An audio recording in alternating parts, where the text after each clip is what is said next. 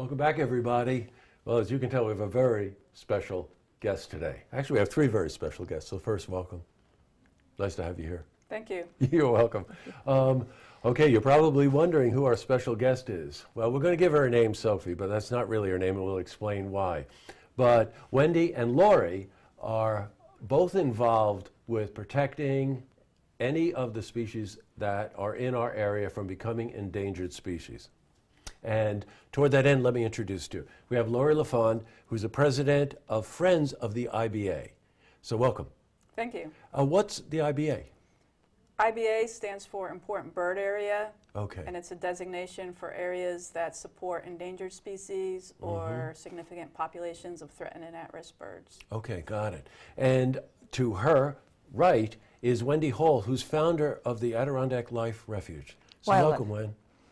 Adirondack Wildlife Refuge. Yes, okay, good. So welcome to both of you. Thank you. Boy, what you do is so inspirational, really, both of you. Let's talk a bit about, now this is in regard to the Winter Raptor Fest.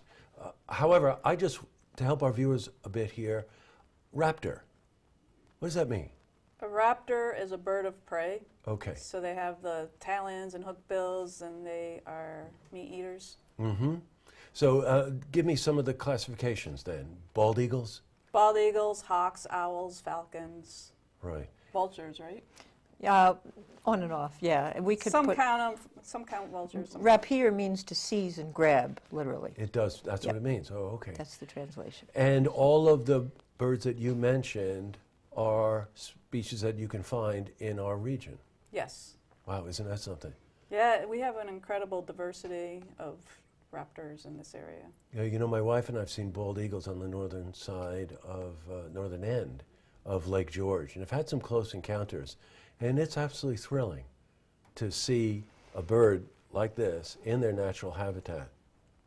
Yeah, it's really exciting. The short-eared owls are really special. They're endangered in New York State, and they flock together in the winter. So I've seen almost 25 to 30 birds in one flock start flying. You know, they start flying around, foraging for mice and voles, and they are ground nesting and ground roosting, so they'll come up out of the hay and hunt right in front of you. We've been like 20, 30 yards away from them. Yeah, I've had them fly even closer. But it's a pretty common sight in the winter in this area that we're working to conserve. Great. And Wendy, tell us a bit about your organization. Well, the Adirondack Wildlife Refuge and Rehabilitation Center, we're primarily wildlife rehabilitators. Yes. And the animals that cannot be released due to their injuries mostly, if they can live lives meaningful in an enclosure with either other species or we try to mimic their habitat as much as possible. They're extremely important as indicator species to the importance of their existence in the wild, in the ecosystem. And that's pretty much what we try to do. We rehabilitate with the goal of release, and as Lori, we try to encourage people to conserve habitat and connect it to the species that we're releasing, and also, you know, underline their importance. In the case of raptors, they control the population of rodents and also many insects, like a little kestrel will eat many insects, and even the short-eared owl. So there's a tremendous connection as an indicator species. The connection to the environment is really important, and we try to bring that out at the refuge. So it's a kind of a combination of, and plus we collaborate with Lori's efforts a great deal. And part of that also is if the bird can't be released into the wild, you'll provide it with a habitat. We will. If it's too far gone, we're not going to make it suffer, and we'll have to euthanize it. But we do try for the animals that we can provide a habitat for, to use for education, to raise public awareness in a way that enables people to see and understand the value of these animals in the ecosystem in the wild. Well, you know, you have a wonderful relationship with this bird in particular. I said we need to name her Sophie, but your response to that was interesting. You know, naming a bird like this gives the indication that it's a pet, when in reality that's not the fact at all. But for the sake of this, now Sophie is a short-eared owl. That's correct. And you obviously have a pretty good relationship with this bird. Well, it's not really a relationship as a person would have with their dog or cat. Yes. It's an understanding. The extent of our relationship is that I feed her. And other than that, yes, she's used to my voice. There's no closeness, there's no bonding, as people might think. She's on my hand, and she's leashed up, and when I finish presenting with her, she'll go home and she'll be released back into her enclosure that has one more short-eared owl and a long-eared owl, and they all cohabitate beautifully together. They do. You know, there's an intelligence in this bird that you can spot right away. Before we went on air, we had to let her out of the cage so that she could adapt to the surroundings. She was checking all of us out, but not just casually. She was looking at us. I felt looked at, you know. And you also might have mice in the wall somewhere, too. Oh, I see. Good. Well, thanks for telling us that. Coming up on March 28th and 29th, which is a weekend, a Saturday, Sunday, over in Fort Edward at the Gallup Ridge Farm. Easy to find, by the way. You're doing something called the Winter Raptor Fest.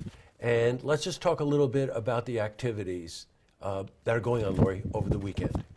We'll have live bird of prey programs. Wendy and the Adirondack Wildlife Refuge will be there both days. And we have other live bird of prey educators coming.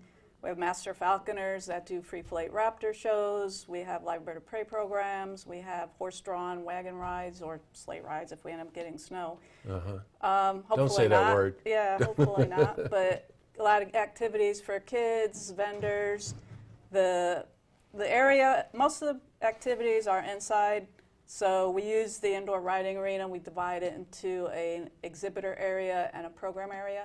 So every hour there's a program going on, lasts about 40-45 minutes, and they'll talk about different things. You know, everybody has their own topic. You can look in the Winter Raptor Fest program or on our website to get the schedule. But we also have the live bird of prey educators in the exhibitor area. They're scattered throughout.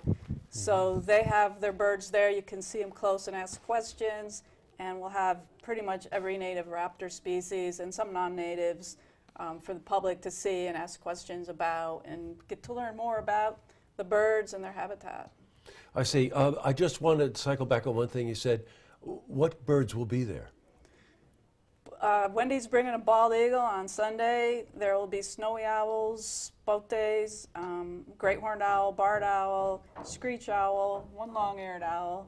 Wow. Saw-whet owls, red-tailed hawk, Wow. rough-legged hawk, yeah, because of Springs. Rough-legged hawk, peregrine falcons, some beautiful peregrine falcons, merlins, which is another type of falcon, and kestrels.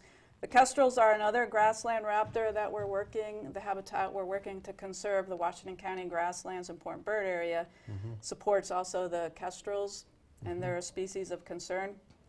So they're the smallest falcon, and they're pretty cool birds. People can learn more about them at the event.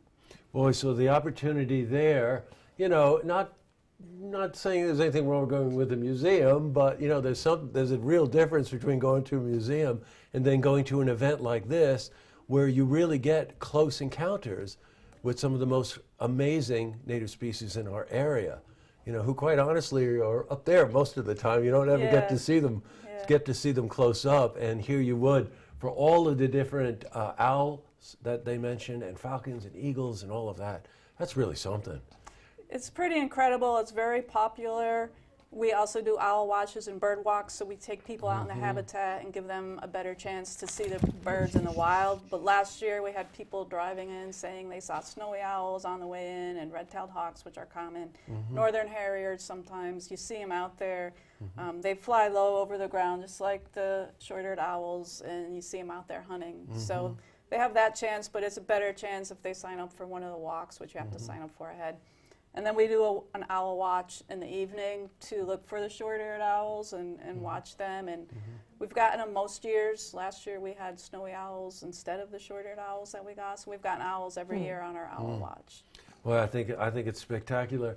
And boy, if you ever wanted to do something with your family, bring your kids, your grandkids, whatever, and get out there and have these real close encounters, learn a lot about these species, understand a little bit more about why they might be endangered or on a watch list, because they're losing grasslands, which I think you were telling me before we went on is a natural habitat for a short-eared owl, right? They love the grasslands, and as we all know, we're losing grasslands for any number of different reasons, and an opportunity to support both these organizations. A lot of information. Give the website. winterraptorfest.com. Okay. We also have our organization website, ibafriends.org. Okay.